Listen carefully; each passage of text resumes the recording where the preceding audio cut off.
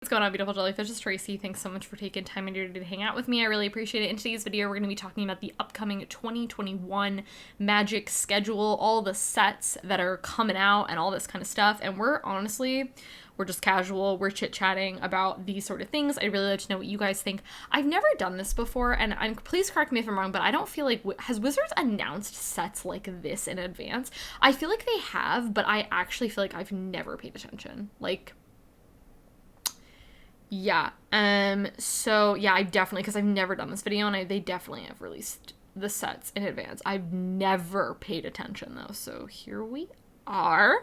Well, anyways, I will list the Star City Games article that I'm looking at on my desktop in the down bar below, just in case you want to check it out, follow along with me. But yeah, just as kind of like an overview, I feel like 2020 was a decent year for Magic sets. I mean, I feel like, I don't know, y'all. 2020 feels like such a blur, and I feel like it's nothing more accurate than a blur. I feel like, I mean, we had some good stuff, and then we also had Ikoria, which was really bad. I hated Ikoria.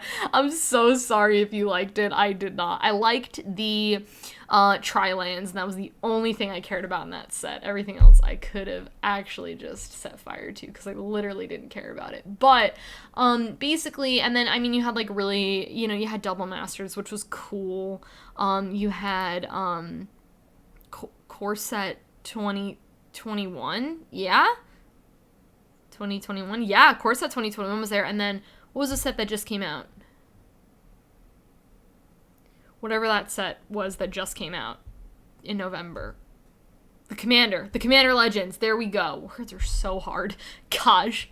Okay. Anyways, let's talk about this 2021. So yeah, moral of the story, a brief overview about last year. It was pretty solid. I really like to know what you guys think. Also, Cedric Phillips wrote this.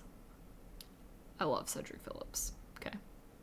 Okay, coming up first, the first thing we're going to talk about, and this is obviously like very general overview. This is not very specific or anything, but we're just going to kind of talk about, how we feel. Oh, and I think just before we really hop into these sets, we just really need to say the ultimate thing that 2021 Magic is lacking is, well, Battle Bond 2. And if you watched my Magic Things That I Want, parenthetical, being a princess for 9 minutes straight, and parenthetical, you would know that I love Battle Bond 2. And it's truthfully, 2021 Magic is really missing out on the lack of Battle Bond 2, and that's all I'm going to say about that. Let's move on. Okay, the first set we're going to talk about is Calais DM. I don't know. I feel like they need to, like, put a thing where you can click on it and then it says the word for you, because, like, I don't know how to pronounce anything in this magical universe. So, coming this winter, we're going to Calais DM. This is Magic's Viking world, and we have a whole set to kick off 2021. This is definitely an interesting choice. I feel like, fun fact about Vikings. I don't even know who starts a sentence like that, but right now I'm currently playing Assassin's Creed Valhalla. I loved Odyssey, like adored Odyssey, and playing it, and so that has Vikings in it, which is pretty cool. I don't feel like, do I care about Vikings? No. Am I really excited about this? I don't know, because all we know is Vikings. I feel like it's going to be very red based. Like, I feel like when I think Vikings, I just think red. I feel like I'm very interested to know, because obviously, like, a set has a theme, but then there's obviously, like, sub-themes. So I'm going to be interested to see, like, the sub-themes, because overall, my first initial instinct is, do I really care about Vikings? Not particularly, but you know what? Maybe they'll blow me away. I guess also, too, like, I feel like I have my tribal decks, and I feel like if I'm going to build another tribal deck, it's got to be different from my other tribal decks, because I already have 3, and I feel like I'm not going to go out here and build a Viking deck, you know what I mean? Unless they're just magically different from my others, which the likelihood, So first initial instinct, but it's also too, like, keep in mind, we have very little information about this, so realistically, this could be actually amazing. It's just my first initials, like, it's fine. Let's see what they do with it, I'm also not a red mage, y'all know that, so, like, like, there's going to be a lot of, like, red Vikings, and it's just, like, do I really care about that? I don't think so. Hop into the second thing, which is called Strixhaven School of Mages. Okay, so I play this game called Paladins, and there's a character named Strix in there, which is what I immediately thought of. So it says, next up, we're going back to school with Strixhaven. This is the most elite magical universe in the multiverse. I can't get over this name. I'm so sorry. And it consists of these 5 colleges with their own takes on magic, dude. It's it's not even just like the name that I can't get over. It was just that description that I just read. Like, is anyone else finding this funny? Okay, just me. Okay, so like, I don't know what it is, but college, and I feel like, okay, I feel like I've gotten like comments about oh man, what set was it? It was the set where they had like dogs and cats or whatever, and I feel like people were just like, listen, when I play Magic, I want to play, like, these awesome things that don't exist in the world. I don't want to buy a card that has a dog on it. Like, and I feel like my initial instinct on this is just, like, college Magic. But, like, I feel like you're getting the impression that I'm not excited about this, but you're actually wrong. I'm actually excited about this. I'm just kind of, like, poking fun at the fact that they just use, like, university in Magic, because it's just something we haven't, like, really seen before.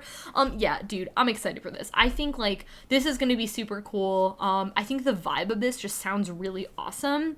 I just feel like we're gonna have cards like, I don't know, like, do you know like Battle Bond where they came out with the card like Fumble? Like, that's what I pictured this set being, but it's not a bad thing. Like, I just want to be very clear. Like, I feel like I'm coming off like I'm not excited about this, but I actually am. I think, yeah, my first initial instinct with the first set, Caladium, was red. I get the impression this is going to be very blue centered, just like when I think Mage, that's like the color I think of. So I think this is going to be really cool. I'm excited about this. I think it sounds different, and I feel like when Wizards does something different, people get mad, which is inevitable, but I'm excited for this. Let's just talk about this. Okay. Dungeons and Dragons, Adventures in the Forgotten Realms. Okay. I don't know if you want me to read these, but I am gonna read them anyway, so hope you're cool with that. Unveiled by Dungeons and Dragons brand manager Shelby Mazanoble. What a last name. Dungeons & Dragons is coming to the Magic multi-universe. For over 45 years, D&D has been the premium top-table role-playing game, and we are finally bringing your brands together for a full-fledged card set that D&D and Magic players will not want to miss. Hedgen followed up. This is a full black-bordered standard legal set in the world of Dungeons & Dragons. Dungeons & Dragons Adventures in the Forgotten Realms will be coming to the Magic multi-universe in Q3 of 2021, and will be replacing Core Set 2021. What? Wait, I thought we already did Core Set 2021. Didn't we? I'm confused. Okay. Okay. This is cool. This is cool. Okay? I know we started out kind of weak, but, like, this is cool. Like, I love D&D. Paul and I are coming up with our own campaign right now. Really excited about it. It's a really cool universe. Dude, if you guys are interested, honestly, like, when we flesh out our D&D campaign more, like, and if you guys are interested, like, I can totally film a video on it, like, as an extra video. Let me know if you'd be interested in that. This sounds really cool. I don't know what this is gonna look like. Like, I feel like sometimes when you read about a site, you're like, oh, I get a vision. I don't know what this means, like, literally at all. I don't know what this means. I'm a little bit wary about it replacing Core Set 2021 because, okay, I really enjoy core sets, and I feel like I'm in the minority because I feel like people just don't like core sets. So can you let me know in the comments if you're a fan of core sets or not? Because I really like them. I feel like core sets get the chance to, one, it's great for newer players. Two, they reprint a lot of, like, good cards that don't, like, break standard, but are great for, like, commander staples and stuff. And, yeah, I just like core sets. I just do. And so I'm a little, like, wary about that. But, however, this might just be double, like, the awesome, and I'm totally cool with that. I think this is going to be, like, straight up fire. Like, honestly, highly looking forward to this. D&D. Let's do it. Okay. Let's talk about Innistrad. Okay. Here's my thing. Is we go back to these planes, but why don't we go back to Lorwyn? Okay, I'm just saying, like, done my waiting. 10 years of it in Azkaban. I want to go back to Lorwyn.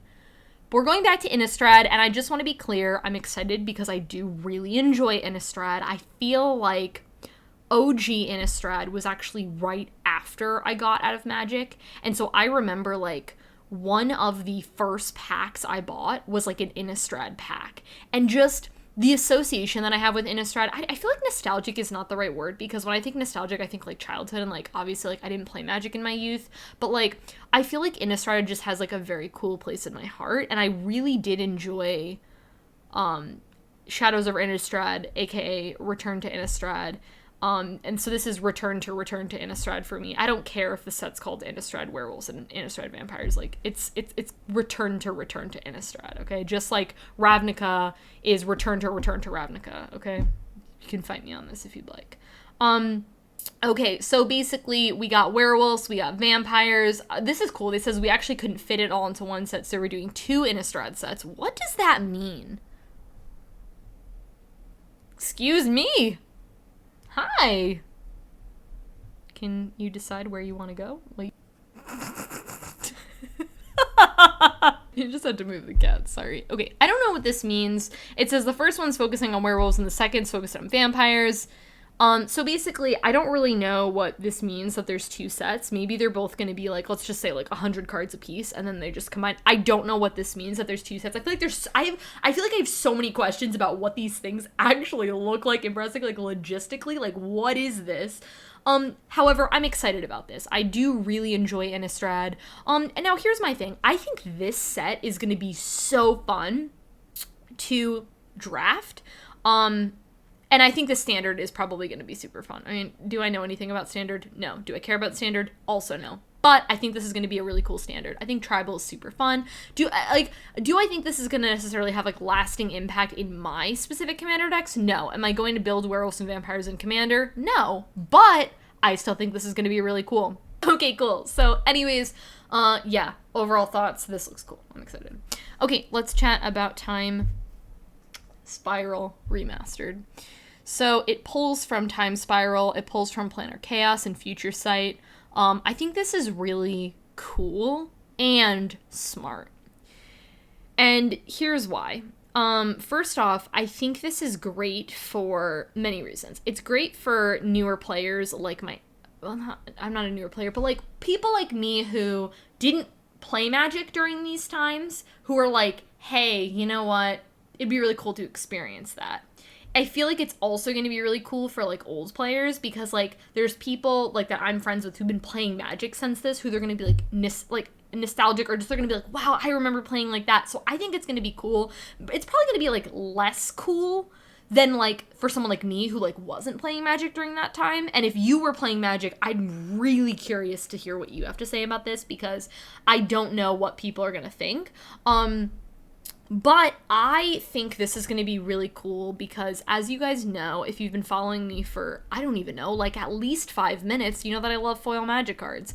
And a lot of these sets, and please correct me if I'm wrong, have not been printed in foil. Hold up. I need to verify this on the internet. Okay, so I was just looking at it.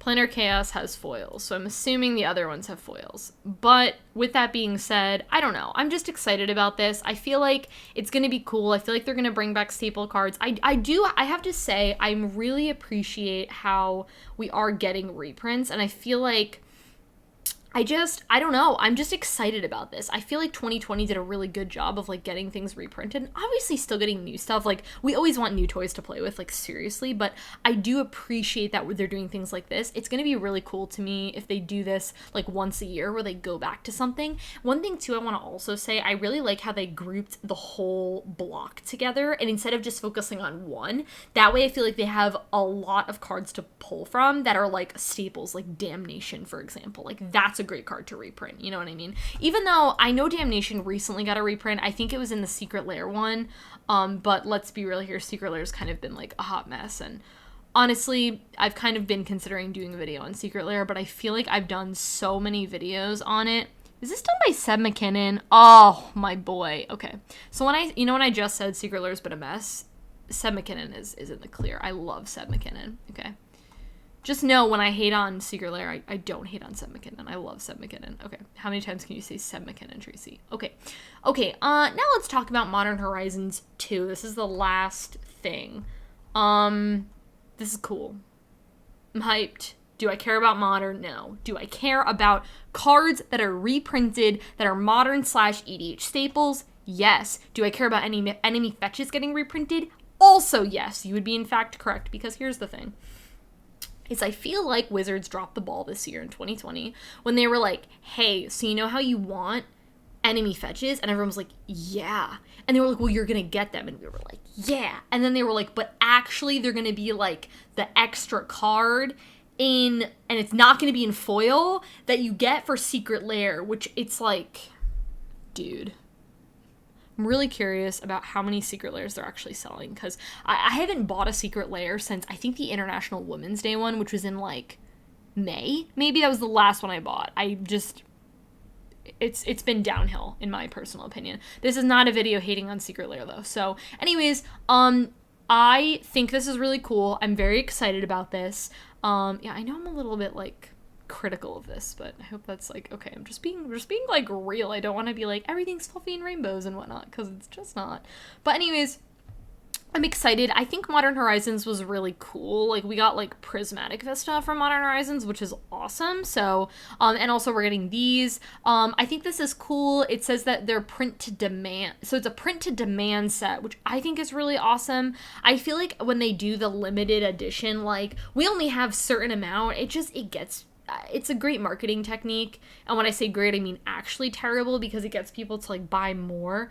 And it gets people to buy them, like, quicker and whatnot. And I just feel like when things are like that, the cost of cards just isn't great, because it's like they only print, like, a certain amount or whatever. And I just don't like that, because it's like, oh, you missed out. Well, too bad. We only printed this many. So I like that this is print to demand. And it's going to have that. And they're in, you know, it says that in draft boosters, all 5 enemy fetch lands in draft boosters at rare. So I'm excited about this, and I think this is really cool. I do actually need, compared to the enemy and the ally, I need more of the enemy ones, which makes total sense for, like, my commander decks. And I feel like once I get a few cards, like, knocked off my wish list, I really, really, really love to spend more just, like, focusing on my mana base and, like, getting more of my land. So once I knock some cards off my wish list, I'd really, really like to do that. So, yeah, guys, that's it. I would just say, like, overall, I think this is going to be a really cool year. I'm really looking forward to it. I think the thing I'm probably, like, most excited about, it's probably the D&D thing, or the Strixhaven, the School of Mages. I think those are probably the two that I'm most excited about. Coming in at number 3 would probably be, probably Modern Horizons 2. And then 4th, I think, is, I don't even know what's left. The Time Spiral thing, I just think that's cool. And then what's left? The Innistrad, then Time Spiral, then Caladium, because I just don't know how I really feel about Vikings. So, with that being said, though, honestly, this is, to me, like, it's like anybody's game. Like, Caladium could just honestly be straight fire. You know what I mean? And I feel like, you know, after Commander Legends, I feel like that came out in, like, November. I feel like I'm ready for spoiler season again, and I'm ready to, like, get things and whatnot. And I feel like all we've been getting is Secret Lair. How many times have I mentioned Secret Lair in this video? I don't know. It just keeps coming up. Let me know if you also want me to do, like, an update on Secret Lair. I'd really love to continue to bash Secret Lair products. So if you just want to hear me rant about that, I'd love to do that for you. So just keep me posted in a comment below. Let me know if you have any other video requests and whatnot, getting my life together for 2021, just videos and stuff that you want to see. I'm always open to requests. I do write down requests, so let me know if there's anything. That's all for me. Thanks so much for hanging out with me in this video today. Like my video if you enjoyed it, subscribe to my channel if you're not already, and I'll catch you in my next one. Bye.